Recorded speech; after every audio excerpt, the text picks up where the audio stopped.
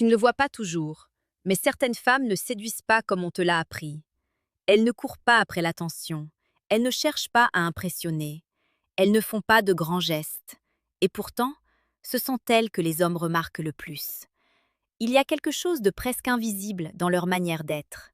Une présence calme, une énergie maîtrisée, une forme de retenue qui attire plus que n'importe quelle démonstration. Et si je te disais que ce pouvoir n'a rien de magique, mais qu'il repose sur des principes vieux de plus de 2000 ans, des principes que des hommes comme Marc Aurèle, Épictète ou encore Sénèque ont enseignés, non pas pour séduire, mais pour maîtriser l'esprit humain. Et c'est précisément cette maîtrise qui crée aujourd'hui l'attraction la plus puissante. Parce que la vérité est simple, l'être humain ne désire pas ce qui se donne facilement. Il est attiré par ce qui semble stable, centré et légèrement hors de portée. Imagine une scène simple. Un groupe de personnes discute, rit, cherche à capter l'attention. Et au milieu, une femme parle peu.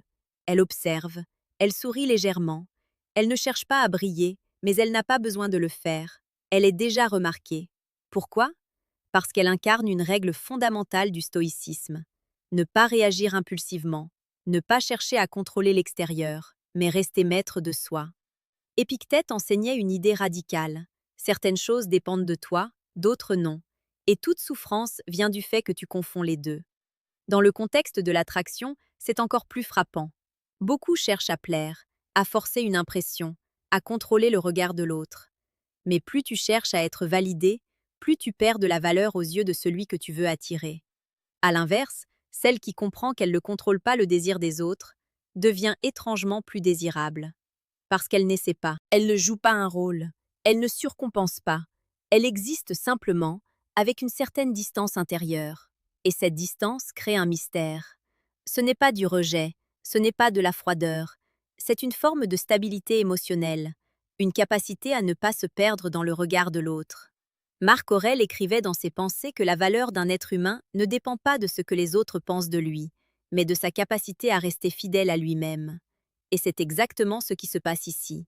Une femme stoïque, même sans connaître le mot, ne se définit pas par l'attention qu'elle reçoit. Elle ne mesure pas sa valeur au nombre de regards ou de compliments. Elle sait qui elle est, indépendamment de tout cela. Et c'est ce détachement qui attire. Parce que l'autre ressent inconsciemment qu'il ne peut pas la contrôler émotionnellement. Et ce qu'on ne peut pas contrôler intrigue profondément. Maintenant, fais attention à une nuance essentielle. Ce n'est pas une stratégie, ce n'est pas un jeu de manipulation. Si tu essaies de faire semblant d'être détaché, cela se ressent immédiatement. Le stoïcisme ne consiste pas à jouer un rôle froid. Il consiste à réellement transformer ta relation avec tes émotions. Par exemple, imagine que quelqu'un t'ignore. La réaction classique serait de te poser 1000 questions. Pourquoi il ne répond pas? Est-ce que j'ai fait quelque chose de mal? Est-ce que je ne suis pas assez intéressant? Mais une approche stoïcienne change complètement la perspective. Tu reconnais que tu ne contrôles pas le comportement de l'autre, et au lieu de chercher à corriger cela, tu reviens à toi, à ton calme, à ta dignité. Et soudain, quelque chose change. Tu ne cours plus après une réponse, tu ne t'accroches plus, tu laisses de l'espace, et cet espace devient une force. Parce que dans cet espace, l'autre commence à réfléchir, à se demander pourquoi tu n'as pas réagi comme prévu. C'est là que l'attraction naît réellement. Pas dans l'effort, mais dans la maîtrise. Sénèque disait que celui qui est esclave de ses émotions devient facilement esclave des autres. Et c'est exactement ce que beaucoup vivent sans s'en rendre compte. Ils deviennent dépendants des réactions, des messages, de l'attention. Leur humeur fluctue en fonction de ce qu'ils reçoivent. Mais celui qui est stable devient magnétique. Parce qu'il n'est pas prévisible. Et surtout, il n'est pas dépendant. Tu vois, la séduction moderne pousse souvent à faire plus, à parler plus, à montrer plus, à impressionner. Mais le stoïcisme enseigne l'inverse. Moins de réactions, plus de présence, moins de bruit, plus de profondeur. Et dans ce contraste, tu te démarques immédiatement. Il y a quelque chose de puissant dans le silence maîtrisé, dans le regard qui ne cherche pas à convaincre, dans l'énergie de quelqu'un qui est bien avec lui-même, même sans validation extérieure. C'est ce que beaucoup ressentent, sans pouvoir l'expliquer. Et c'est ce que tu peux apprendre à incarner. Mais cela demande un changement intérieur. Pas un masque, pas une technique rapide, une transformation réelle. Parce que le stoïcisme ne t'apprend pas à séduire les autres. Il t'apprend à ne plus avoir besoin de les séduire. Et paradoxalement, c'est à ce moment-là que tout commence. Ce moment précis où tu arrêtes de chercher à séduire est le moment où tu deviens réellement attirant. Et c'est là que beaucoup se trompent.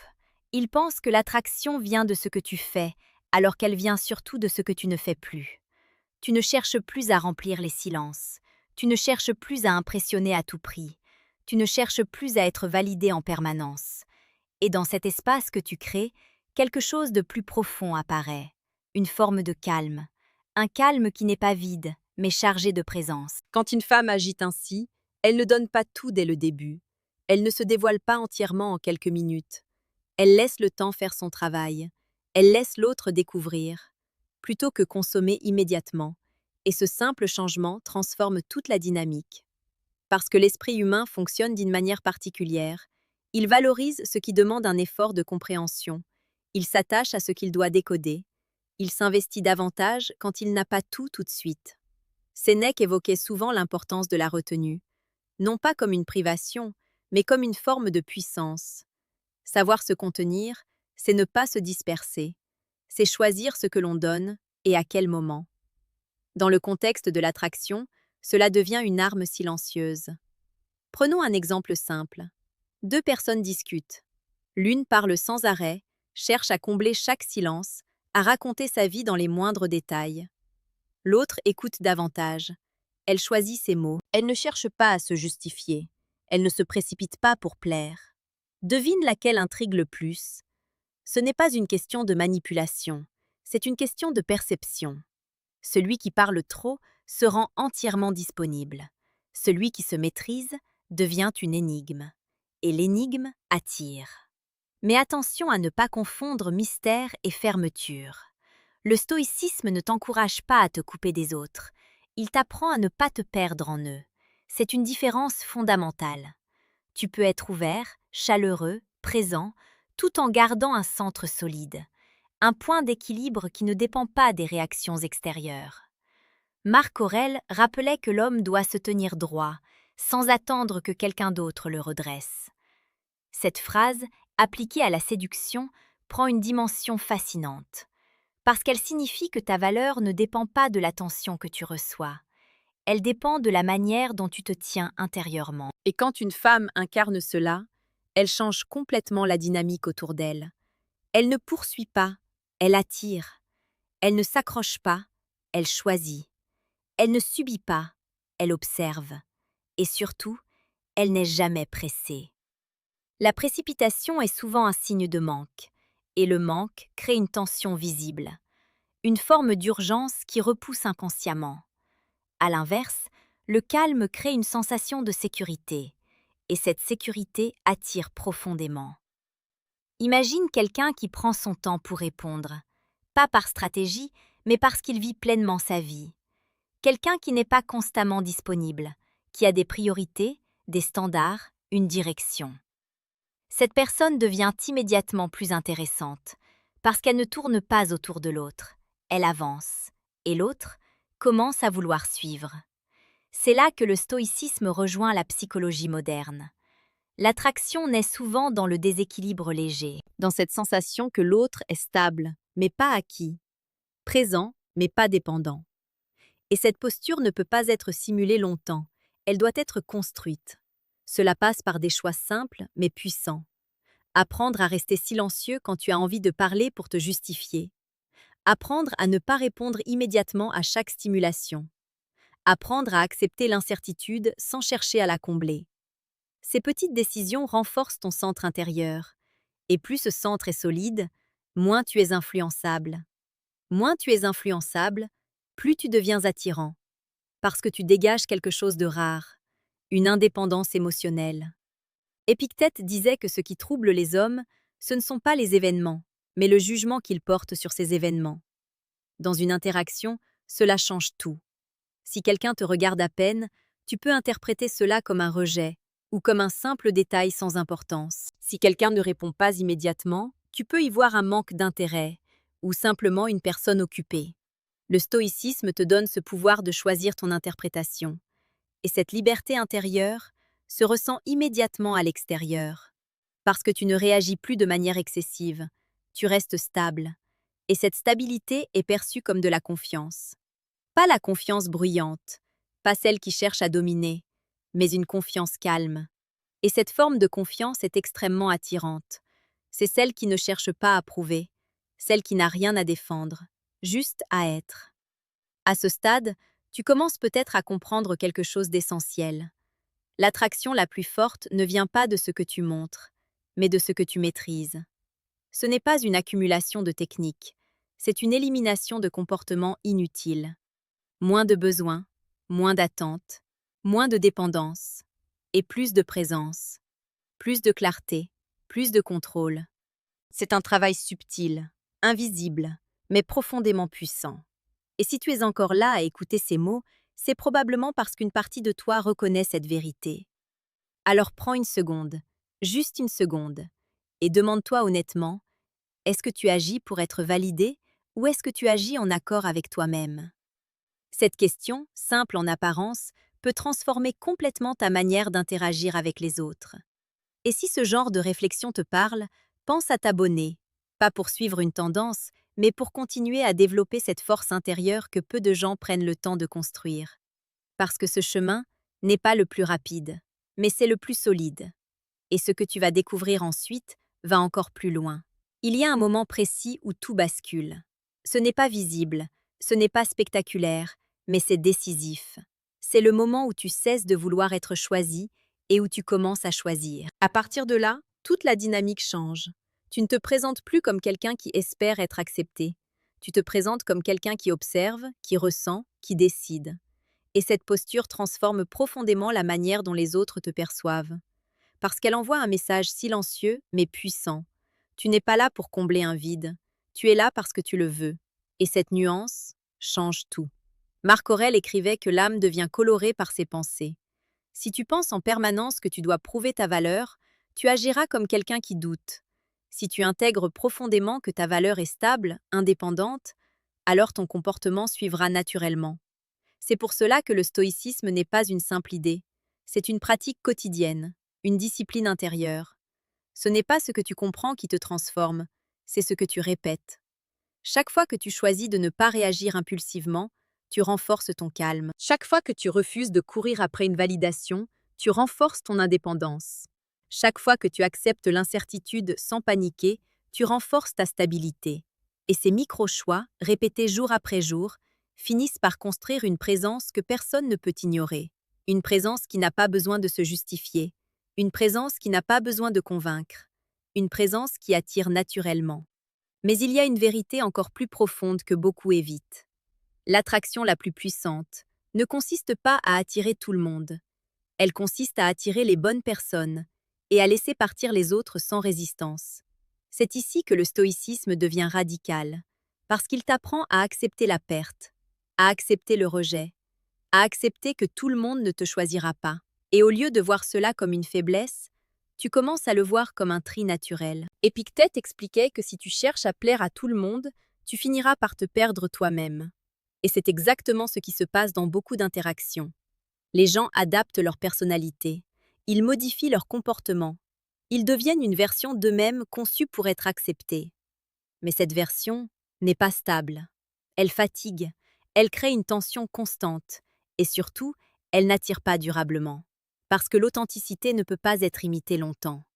À l'inverse, quelqu'un qui assume pleinement qui il est crée une attraction différente, plus polarisante peut-être, mais infiniment plus forte. Certaines personnes ne seront pas intéressées, et c'est très bien, parce que celles qui le seront profondément, et cela change tout. Sénèque disait que la véritable richesse, ce n'est pas d'avoir beaucoup, mais de savoir se contenter de ce qui est suffisant. Appliqué à l'attraction, cela devient une clé essentielle. Tu n'as pas besoin de multiplier les interactions. Tu n'as pas besoin de séduire sans cesse. Tu as besoin de qualité, de connexion réelle, de respect mutuel. Et pour cela, Tu dois être prêt à ne pas tout accepter, à dire non, à te retirer quand quelque chose ne te correspond pas, à garder ta dignité, même si cela signifie perdre une opportunité. Parce que ce que tu perds en quantité, tu le gagnes en valeur. Et cette valeur se ressent immédiatement. C'est là que beaucoup commencent à te percevoir différemment. Non plus comme quelqu'un qui cherche à plaire, mais comme quelqu'un qui a des standards. Et les standards créent du respect. Le respect crée de l'attraction. Et l'attraction devient naturelle. Il n'y a plus de tension, plus de jeu, plus de stratégie. Juste une interaction fluide, alignée. À ce stade, tu n'as plus besoin de techniques compliquées. Tu n'as plus besoin de réfléchir à chaque mot. Tu es simplement présent. Et cette présence suffit. Mais pour arriver là, il faut accepter un dernier point, souvent difficile. Tu ne contrôles jamais le résultat. Tu peux être calme, aligné, authentique, et malgré tout, certaines personnes ne seront pas intéressées. Et c'est normal, parce que l'attraction n'est pas un système mécanique, c'est une rencontre entre deux univers, et toutes les rencontres ne sont pas faites pour durer. Le stoïcisme t'aide à accepter cela sans frustration, sans amertume, sans remise en question excessive. Tu fais ce qui dépend de toi, tu incarnes ta meilleure version, tu restes fidèle à tes principes, et ensuite, tu laisses le reste se faire, ou ne pas se faire. Et dans cette acceptation, il y a une forme de liberté immense, une liberté que peu de gens atteignent, parce qu'elle demande du lâcher-prise. Mais une fois que tu y goûtes, tu ne reviens plus en arrière. Tu ne cherches plus à forcer les choses, tu ne cherches plus à contrôler ce qui ne dépend pas de toi. Tu avances, avec calme, avec clarté, avec confiance. Et paradoxalement, c'est à ce moment-là que les choses commencent à venir à toi. Pas parce que tu les poursuis, mais parce que tu es devenu quelqu'un qui n'en a plus besoin pour exister. Petite parenthèse, les amis. J'ai créé un manuel complet sur la séduction stoïque. Il t'apprend comment parler avec maîtrise pour créer une vraie attraction. Le lien est en première ligne de la description. Surtout, à presque à la fin de la vidéo. On continue. Alors retiens ceci. Le vrai pouvoir n'est pas dans ce que tu montres, il est dans ce que tu contrôles. Dans ta capacité à rester stable quand tout pousse à réagir. Dans ta capacité à rester aligné quand tout pousse à t'adapter. Dans ta capacité à rester toi-même, même quand ce serait plus facile de jouer un rôle. Parce que c'est là que réside la véritable attraction. Pas dans l'effort, mais dans la maîtrise. Pas dans la poursuite, mais dans la présence. Et si tu arrives à incarner cela, alors tu ne séduiras plus de la même manière. Tu ne seras plus dans la recherche, tu seras dans l'évidence.